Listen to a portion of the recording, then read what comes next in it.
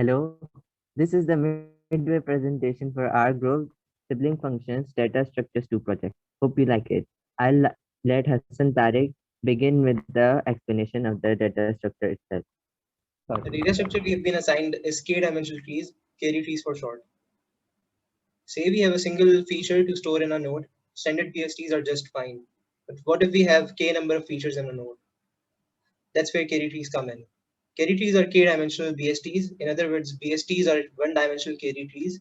KD trees are not self-balancing like other BSTs we have studied in class. We assign each level of our tree with a dimension representing a feature, and we traverse our tree the same way we do in a BST, but we only compare the feature of our node that the level of our node is assigned. For instance, say we want to search 6685, we would start at a root and then we would compare the x value 66 with 40. 66 is more than 40, so we would move right to the right node, and then we would compare 85 with 10. 85 is obviously more than 10, so we would move rightwards again. We would now compare 66 with 69, and it is less than 69, so we would move leftwards, and voila, we've reached our node.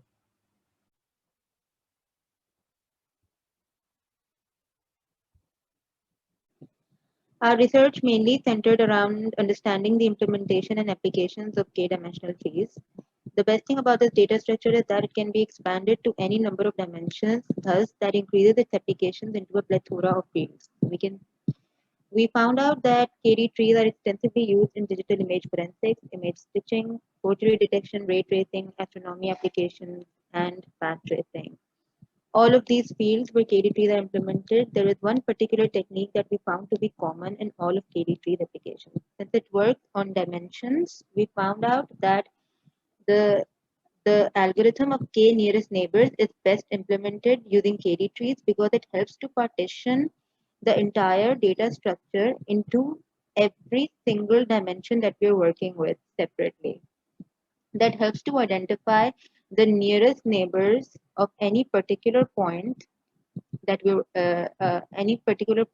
working with, where each point can be a salient feature of the data set or an image.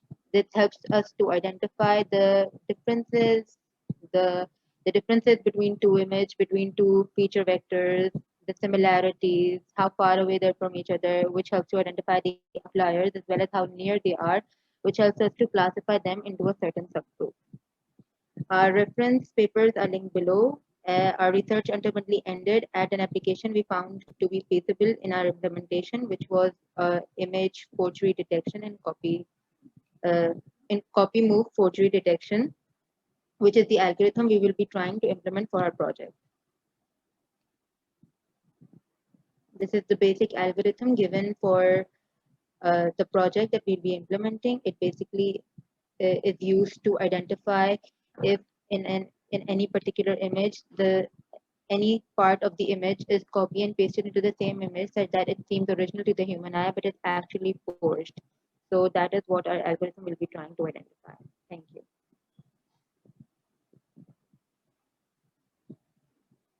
Forgery has been a major security issue since before computers even existed. In the digital age, however, with editing softwares becoming more and more sophisticated and more intelligent, the act of forgery has become less and less identifiable. One place where forgery is common is in visual media.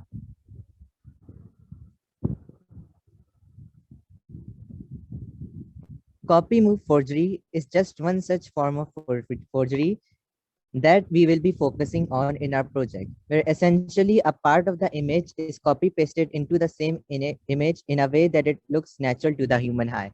As you can see here, there's the original image, and the lamppost in the original image has been copy pasted into the same image to look like there are two lampposts. And to the naked eye, it seems like this new lamppost was already there in the original image.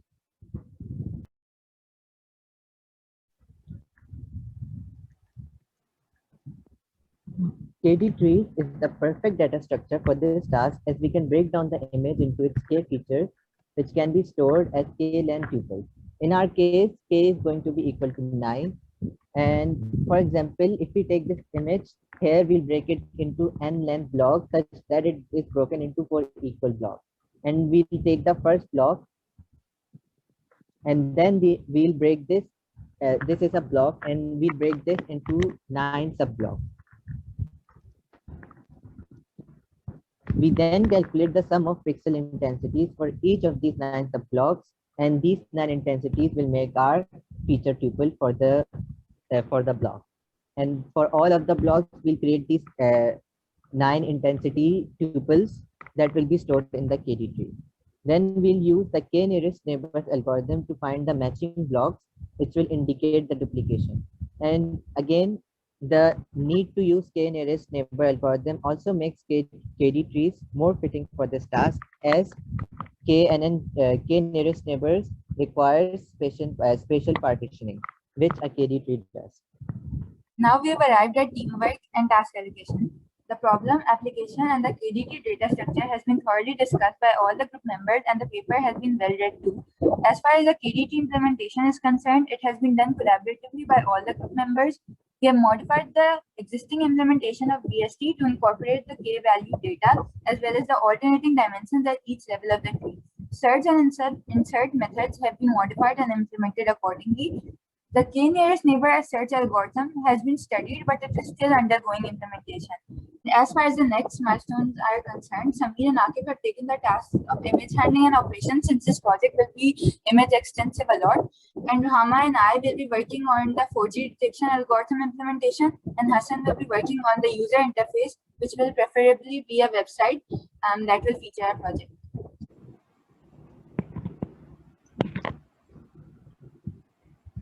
Yes, so initially we planned out our project proceedings to begin with the implementation of k-dimensional tree, which we have accomplished so far. And then we have planned on implementing KNN, which is under process. It is also known as a k-nearest neighbor algorithm. So, and then we have planned on implementing the copy move forgery detection algorithm. So, which is the basic application that we are going to implement for our problem. And then give it a form of interactive interface, basically like an API or a web app probably. And then if we find the window at the end of our project, we also plan to list down our work formally. So that was the end of our presentation. Thank you for watching the video. Till then, Allah Hafiz.